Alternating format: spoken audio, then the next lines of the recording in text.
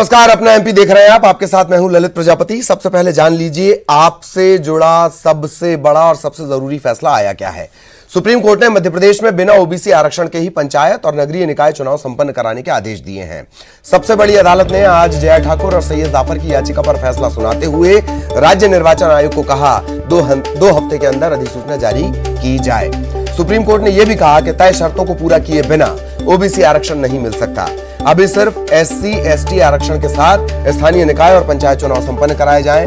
अदालत ने स्थानीय निकाय और पंचायत चुनाव में ओबीसी आरक्षण लागू करने के लिए मध्य प्रदेश की भाजपा सरकार की सर्वेक्षण रिपोर्ट इसे अधूरा माना है। लिहाजा अब स्थानीय जो चुनाव होंगे वो 36% आरक्षण, ये कुल है, कुल 36% आरक्षण के साथ ही होंगे। 20% इसमें एसटी को है, 16% इसमें एसटी को है। मध्य प्रदेश की शिवराज सरकार ने 27% ओबीसी आरक्षण के साथ राज्य में स्थानीय निकाय पंचायत चुनाव कराने की बात कही थी। चुनाव अटके हुए हैं। मुख्यमंत्री शिवराज सिंह चौहान ने कहा है कि उनकी सरकार सुप्रीम कोर्ट के फैसले का अध्ययन कर मामले में पुनर्विचार याचिका दायर करेगी। सुप्रीम कोर्ट ने कहा कि पिछले 2 साल से 23,000 से ज्यादा स्थानीय निकाय के पद खाली पड़े हैं। हैरानी जताई थी अदालत ने।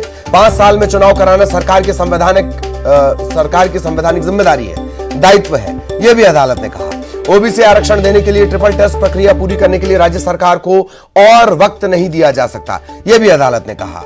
यह भी कहा कि मध्य प्रदेश व महाराष्ट्र राज्य और चुनाव आयोग तक सीमित है, बल्कि शेष राज्य और केंद्र शासित प्रदेशों पर, मतलब ये जो फैसला है इसका असर पूरे देश पर रहेगा।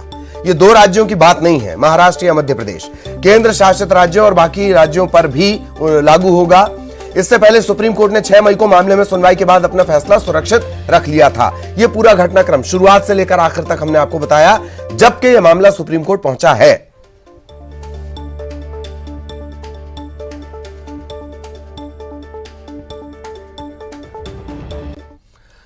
और सुप्रीम कोर्ट के फैसले पर मुख्यमंत्री शिवराज सिंह चौहान ने बड़ा बयान दिया। उन्होंने कहा कि रिव्यू पिटीशन मध्य प्रदेश सरकार लगाएगी। पुनर्विचार याचिका, अदालत पुनर्विचार करे ये याचिका। सुप्रीम कोर्ट का क्या फैसला आया है, अभी उसका अध्ययन किया जा रहा है। पंचायत निकाय चुनाव ओबीसी आरक्षण के साथ हो, इसे लेकर फिर से एक रिव्यू पिटीशन लगाई जाएगी। अभी माननीय सर्वोच्च न्यायालय का फैसला आया है। विस्तृत अध्ययन हमने अभी नहीं किया है, लेकिन ओबीसी आरक्षण के साथ ही पंचायत के चुनाव हो, इसके लिए रिव्यू पिटीशन हम दायर करेंगे और पुनः आग्रह करेंगे कि स्थानीय चुनाव, स्थानीय निकायों के चुनाव ओबीसी के आरक्षण के साथ हो। और सुप्रीम कोर्ट के फैसले पर पूर्व मुख्यमंत्री कमलनाथ ने कहा है कि बीजेपी का असली चेहरा सामने आया है। बीजेपी सरकार है ही ओबीसी विरोधी। सरकार नहीं चाहती ओबीसी को आरक्षण का लाभ मिले। सरकार ने हथकंडे किए, साजिश रची। सुप्रीम कोर्ट ने सुनवाई में यह साफ कर दिया है। गलती सुधार कर फैसले को लागू करे सरकार, यह कहना है कमलनाथ का।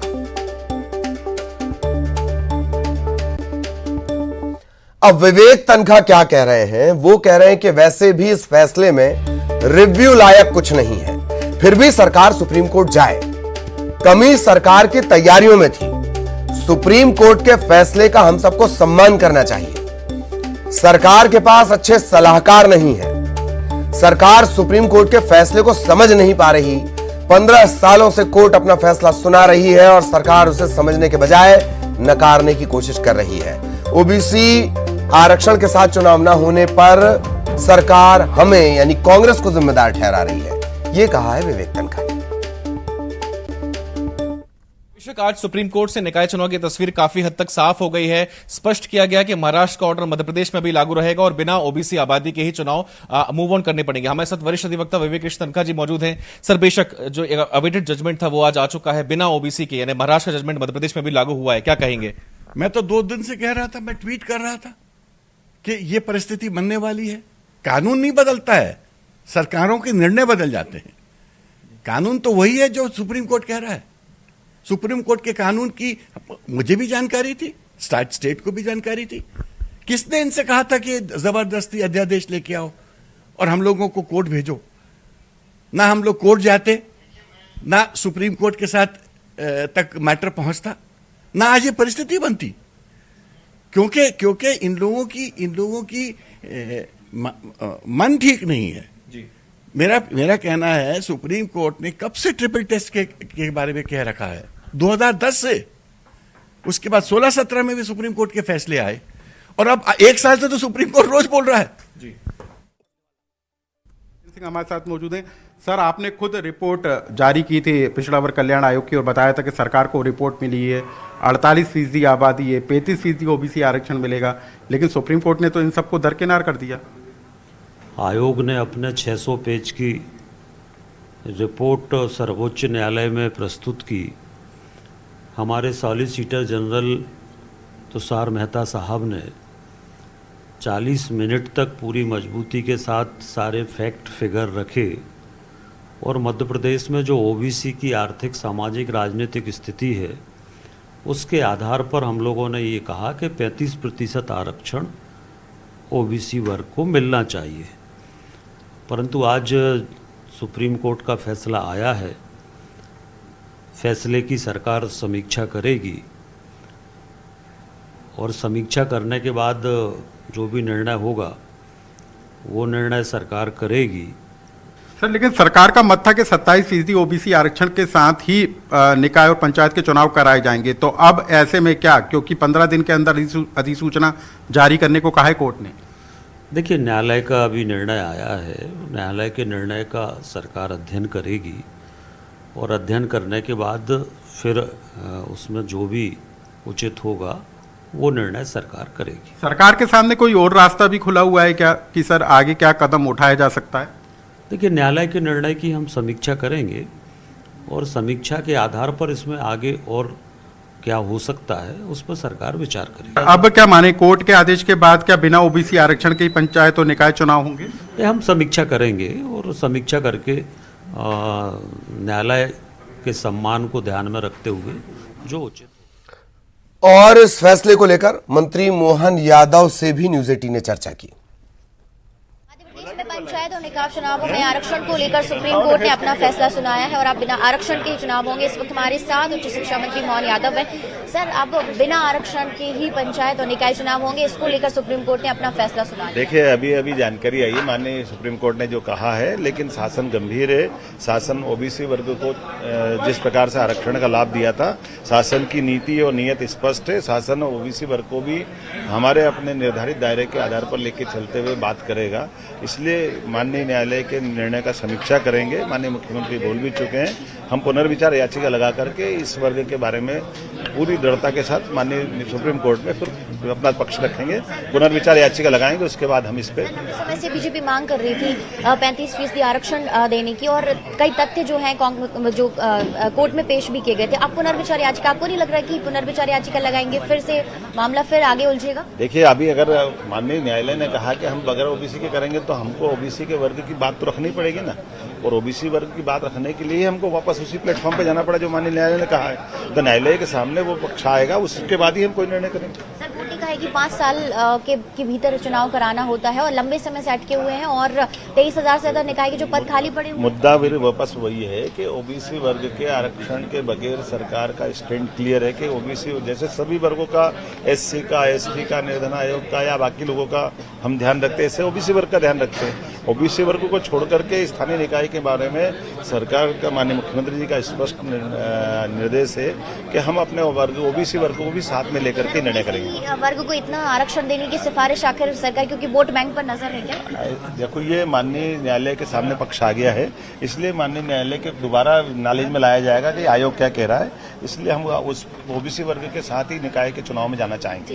तो बिल्कुल सरकार पुनर्विचार याचिका दायर करेगी, इसको लेकर मुख्यमंत्री शिवराज सिंह चौहान ने कहा है, और ओबीसी वर्ग के साथ में जो आरक्षण की मांग बीजेपी कर रही है, एक बार फिर से जो तथ्य हैं वो कोर्ट के सामने पेश किए जाएंगे, और फिर से एक बार पुनर्विचार याचिका के जरिए मांग की जाएगी कि ओबीसी वर्ग को उतना ही आरक्षण दिया जाए जितना बीजेपी की मांग कर रही है, और इसी के साथ ही जो पंचायत और निकाय चुनाव है वो कराए जाएं।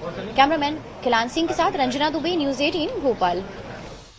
इधर बीजेपी के महासचिव कैलाश विजयवर्गीय ने कहा कि वो अदालत के फैसले से खुश नहीं है, इस पर पुनर्विचार की जरूरत है। और इस निर्णय से मैं खुश नहीं हूं, क्योंकि एक पिछड़े वर्ग के साथ न्याय जरूरी है। और माननीय मुख्यमंत्री जी ने शायद रिव्यू पिटीशन के लिए बात की है और मुझे लगता है कि इसके ऊपर पुनर्विचार की आवश्यकता है और इस प्रकार अगर चुनाव होंगे तो पिछड़े वर्ग के साथ अन्याय। और इस मामले में जया ठाकुर ये भी एक याचिकाकर्ता थी, उनका क्या रिएक्शन है वो सुन लीजिए। सुप्रीम कोर्ट का आज जो जजमेंट आया है वो कहीं न कहीं मध्य प्रदेश सरकार की नाकामी को दर्शाता है, क्योंकि इन्होंने ट्रिपल टेस्ट नहीं करा पाए और जो वास्तविक स्थिति है ओबीसी समाज की और जितनी उनकी पॉपुलेशन है उसके अनुसार उन्हें जो रिजर्वेशन मिल रहा था वो काफ़ी कम था। और इस चीज़ को देखते हुए उन्होंने सुप्रीम कोर्ट ने कहा था कि आप प्रॉपर टेस्टिंग कराएं जिससे उनकी आबादी का आंकड़ा पता चल सके, जिससे उनके साथ न्याय हो सके। लेकिन ये मध्य प्रदेश सरकार टेस्ट कराने में असफल रही, जिस वजह से आज जो रिजर्वेशन नहीं मिल पाया है वो कहीं ना कहीं मध्य प्रदेश सरकार ही जिम्मेदार है। और इन तमाम घटनाक्रम के बीच एक महत्वपूर्ण पहलू है राज्य निर्वाचन आयोग का। राज्य निर्वाचन आयुक्त बीपी सिंह ने न्यूज 18 पर एक्सक्लूसिव चर्चा की। सुप्रीम कोर्ट के फैसले पर उन्होंने कहा कि राज्य निर्वाचन आयोग चुनाव कराने के लिए तैयार है। सुप्रीम कोर्ट का जो भी फैसला है हम उसके पालन के लिए तैयार हैं। अगर तत्काल चुनाव कराने के लिए कहा जाएगा तो हम तत्काल चुनाव करवाएंगे।